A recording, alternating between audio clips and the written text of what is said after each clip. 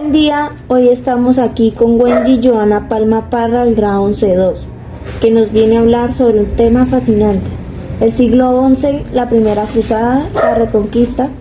Actividad número 1, pregunta número 1. ¿Con qué invento se evita que los animales de tiro se estrangulen? Bueno, respondiendo a esta pregunta, el invento que evita que los animales de tiro se estrangulen es conocido como el collar de trabajo. Esto es un dispositivo que se usa principalmente en los animales de tiro como los caballos o los bueyes, ya sea para conectar los arneses y las cargas que deben tirar, como los carros, arrados u otros equipos agrícolas. El collar de tiro se utiliza desde hace siglos y ha sido una herramienta fundamental en el trabajo agrícola y transporte. Número 2. ¿Qué pasaba en los caminos en el siglo XI? Respondiendo a esta pregunta, los caminos del siglo XI eran peligrosos debido a albondades y los conflictos armados y las condiciones difíciles que se veían en esa época. Sin embargo, también fueron rutas vitales para el comercio, los viajes y las peregrinaciones religiosas, lo que llevó al establecimiento de posadas y hospedería para brindar apoyo a aquellos viajeros. Pregunta número 3. ¿Qué son los burgos cuando comienzan a alcanzar la libertad? Bueno, los burgos eran comunidades que se desarrollaban alrededor de castillos, monasterios, los cuales se caracterizaban por tener una estructura organizada.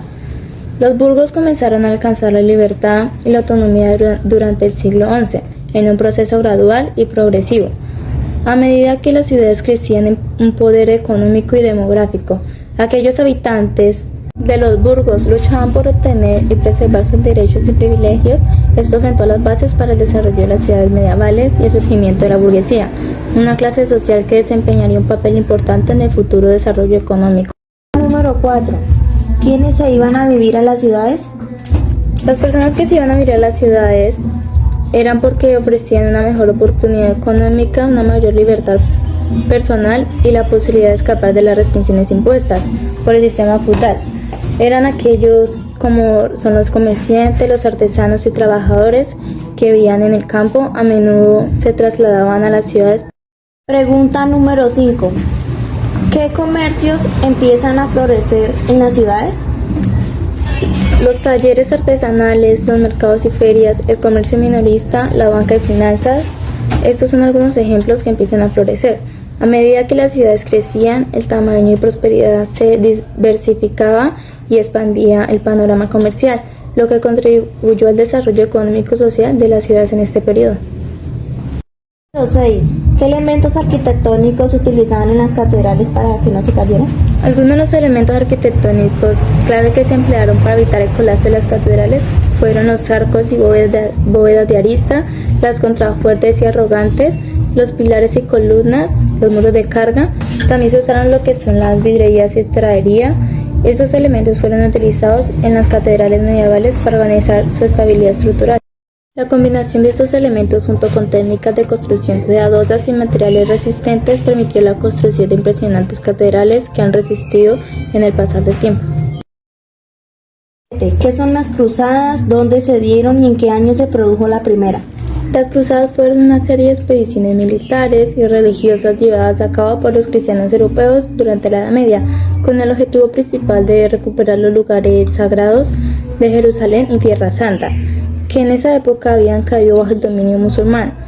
Estas expediciones se llevaron a cabo durante un periodo de alrededor de 2 siglos, desde finales del siglo XI hasta finales del siglo XIII. La primera cruzada se produjo en el año 1096, cuando el Papa Urbano II convocó a los cristianos de Europa a luchar contra los musulmanes en Tierra Santa. Las cruzadas se dirigió hacia Jerusalén y otras ciudades sagradas, y aunque encontraron resistencia en el camino, las cruzadas finalmente lograron tomar a Jerusalén en el año 1099. Este evento marcó el comienzo de una serie de expediciones. ¿Qué reyes europeos fueron a la segunda cruzada? ¿Contra quién lucharon? ¿Qué favoreció las cruzadas en los momentos en que no se luchaba?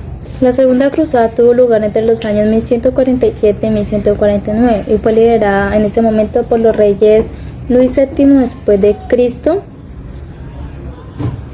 y Conrado III de Alemania. El objetivo principal de la segunda cruzada era recuperar la Edesa en Siria, que había caído bajo el control de los musulmanes. Las cruzados tuvieron muchos efectos, algunos de los cuales no estaban directamente relacionados con la lucha militar. Por ejemplo, las cruzadas ayudaron a difundir ideas y tecnologías avanzadas en Europa y fomentaron un mayor comercio y contacto cultural entre Europa y el mundo musulmán. Pasando a la pregunta número 9, nos piden que expliquemos las siguientes fotos que se muestran a continuación. Ya, denle el botón rojo. Ya. La primera imagen representa los antiguos núcleos urbanos que fueron abandonados por las invasiones bárbaras, pero surgieron progresivamente y lograron a sus habitantes gracias al desarrollo agrícola. Si observamos, la segunda imagen representa a las cruzadas debido a que evidencian a los guerreros y militares llevando en su traje de lucha la cruz estampada y en las banderas. ¿Qué acontecimientos importantes suceden en 1469 y 1492? Los acontecimientos más importantes que se dieron en esa época fue el nacimiento de Julio Di Giuliano, protector de las torres político italiano. También otro acontecimiento es que en el comienzo de la guerra de Granada, la conquista de Gran Ganancia, el suceso del nuevo Papa de VIII, los reyes católicos le ofrecen o le otorgan a las señoras Certes Villas propiedad al tipo Rodrigo Ponce de León y Núñez, y descubrimiento de Cristóbal Colón de América, también la reconquista de toma de Granada por los reyes católicos. También otro fue Isabel Católica ordenó a la expulsión de los judíos. Siguiente pregunta. ¿Quiénes son expulsados tras la conquista de Granada? Fue los judíos en España de 1492 mediante el edicto de Granada. Siguiente pregunta. ¿A quiénes persiguen la Inquisición y cómo son localizados? La Inquisición es como un tribunal de justicia, pero de religión. Ellos encuentran o castigan todo lo que tiene que ver contra la fe, y está ubicado en el sur de Francia o el norte de Italia. Siguiente pregunta. ¿Cuánto duró el viaje de Cristóbal Colón? Duró 5 semanas Cristóbal Colón, que zarpó con 90 hombres en agosto de 1492, con 3 barcos, la Santa, la Niña y la Santa María. Siguiente pregunta. ¿Por qué pierde España la mayoría de sus árboles? Eso es por su gran deforestación ambiental que hay entre el ambiente en España, que son conseguidos también, o de gran contaminación que tiene en España también. Siguiente pregunta. ¿Con qué no se puede trabajar los hidalgos? Los hidalgos no pueden acceder en altos cargos ni intrigar a la corte en la corte. Entonces los hidalgos no pueden trabajar con ellos. En realidad los hidalgos no poseen ni tantas ni grandes tierras ni invasión ni pueden acceder a altos cargos. Entonces yo creo que no se puede trabajar con ellos. Siguiente pregunta. ¿Qué batalla se dio en 1571 y quién perdió allí la mano izquierda? En 1571 fue la batalla de Letano, que perdió la mano izquierda fue Miguel de Cervantes, 7 de octubre, que se perdió el brazo contra un barco de turcos. ¿Qué alimentos provienen de América? Alimentos fue el maíz, el trigo, el tomate. Buenos días, hoy lo queremos entrevistar y le vamos a hacer las siguientes preguntas. ¿Qué es el humanismo?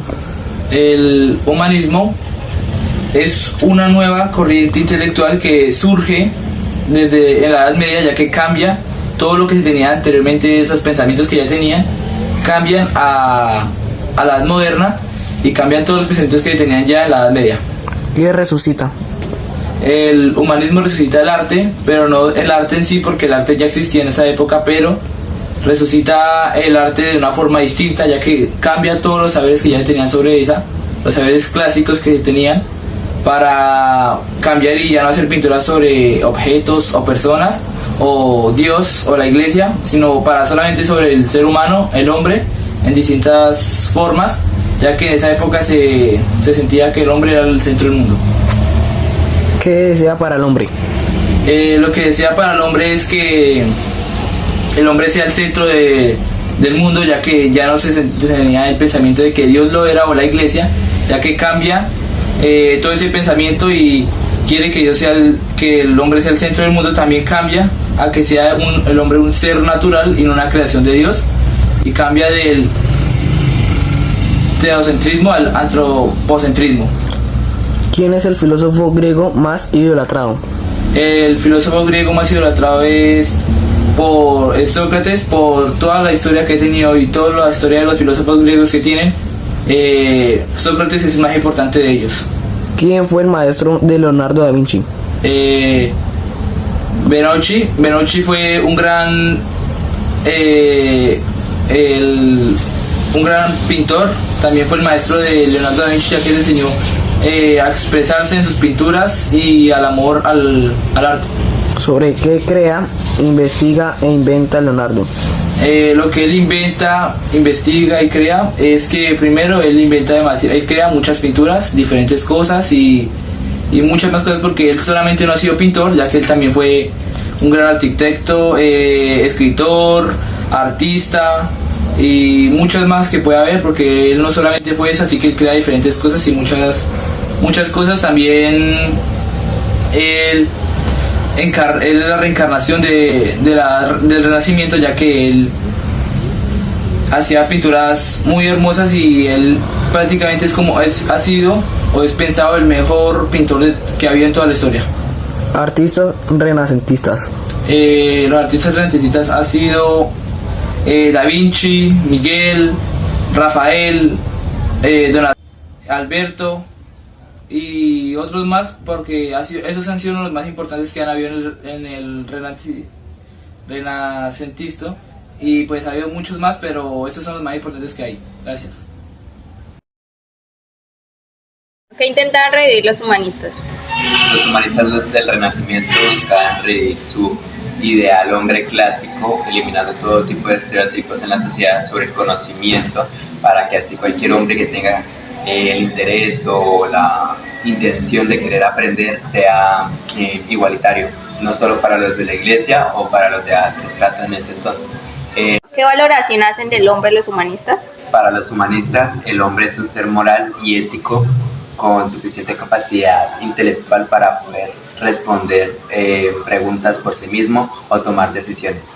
En esta psicología parte también un poco de Sócrates, que buscaba impartir el bien común como el bien de uno también, ya que el bien común para Sócrates era tener el bien para uno mismo, estar feliz uno mismo era tener el bien común.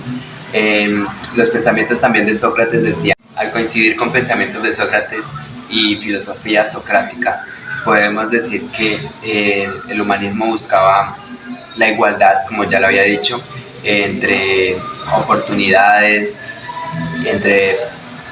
entre estatus social o clase social, y en resumen buscaban un bien común para llegar a algo más grande.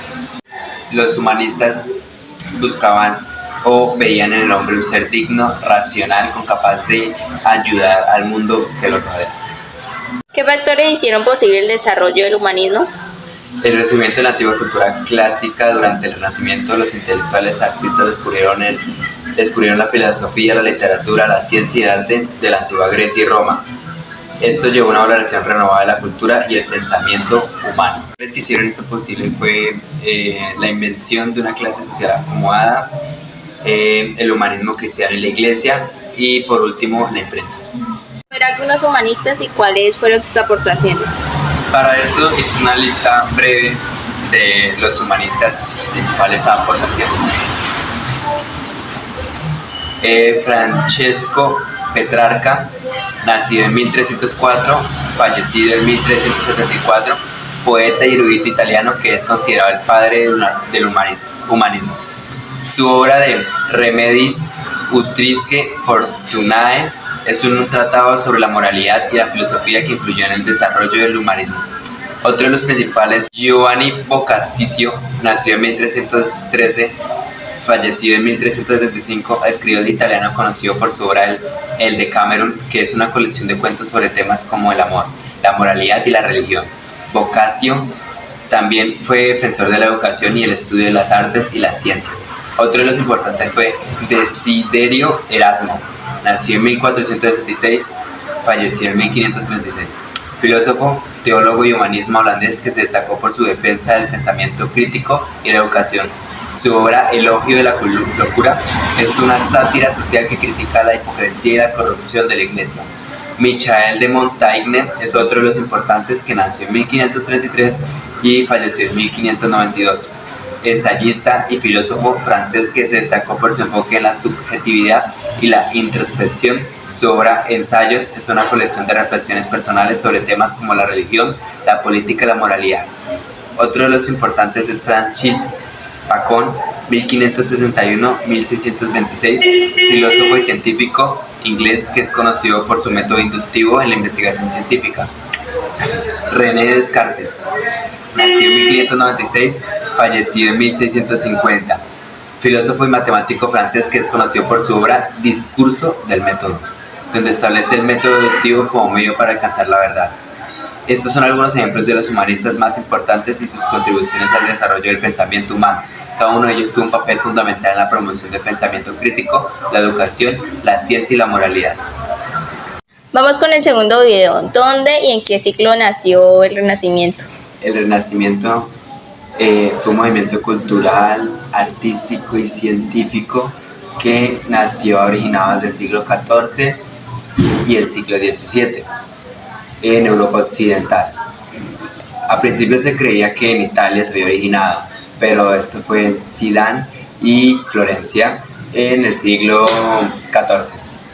Aunque se originó en Italia, se expandió rápidamente por España, Alemania, por Francia e Inglaterra también.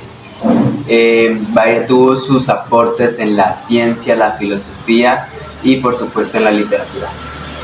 ¿Qué se exaltaba en las obras de arte? En las obras de arte del Renacimiento se exaltaba la belleza, la perfección y la armonía, así como un mundo racional, creando la figura de la antigua Grecia y antigua Roma, de un hombre racionalista, para representar la figura humana de manera realista y naturalista.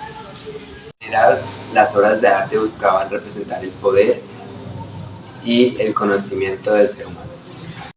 ¿Qué innovaciones hay en la arquitectura y en dónde fueron?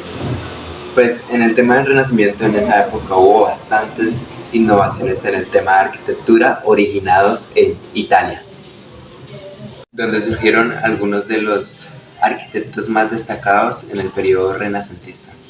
Una de las principales fue el uso de las matemáticas para crear edificios armoniosos y bien construidos, por así decirlos, o bien estéticamente bien hechos.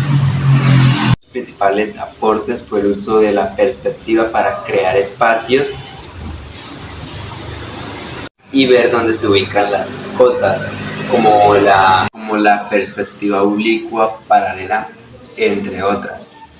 Los renacentistas utilizaron materiales más sólidos y nuevas innovaciones en esta parte para crear edificios. ¿Quién planteó que la Tierra gira alrededor del Sol? Para esto realizó una investigación y la teoría de que la Tierra gira alrededor del Sol, conocida como el modelo heliocéntrico, fue propuesta por el astrónomo polaco Nicolás Copérnico en el siglo XIV en su obra de Revolutionius Orbium Celestium, sobre las revoluciones de las esferas celestes, publicadas en 1543. Copérnico argumentó que la Tierra y los demás planetas del sistema solar giraban alrededor del Sol y no al revés, como se creía hasta entonces. La teoría heliocéntrica de Copérnico fue un cambio radical en la concepción del universo que tuvo un gran impacto en la historia de la astronomía y de la ciencia en general. Esta teoría fue posteriormente confirmada y refinada por otros científicos como Galileo Galilei y Johannes Kepler, y finalmente se convirtió en la visión dominante del universo en la ciencia moderna. ¿Quién simboliza el nuevo hombre de la época? Durante el Renacimiento, el nuevo hombre de la época fue simbolizado por el hombre universal o hombre renacentista, un concepto que se refiere a una persona con amplios conocimientos en diferentes campos como la filosofía, la literatura y las artes, El hombre renacentista se consideraba a sí mismo como un individuo libre y autónomo, capaz de desarrollar sus talentos y habilidades en todas las áreas de la vida. A menudo se le describe como un hombre curioso, ingenioso y adaptable, capaz de adaptarse a las cambiantes condiciones sociales y políticas de la época. Entre los representantes más destacados, el ideal del hombre renacentista se encuentra figuras como Leonardo da Vinci, Miguel Ángel, Francesco Petrarca, Dante Alighieri, Erasmo de Rotterdam y William Shakespeare. Entre otros, cada uno de ellos destacó diferentes campos del conocimiento y las artes, pero todos compartían una visión del mundo basada en la libertad individual de la razón y el conocimiento.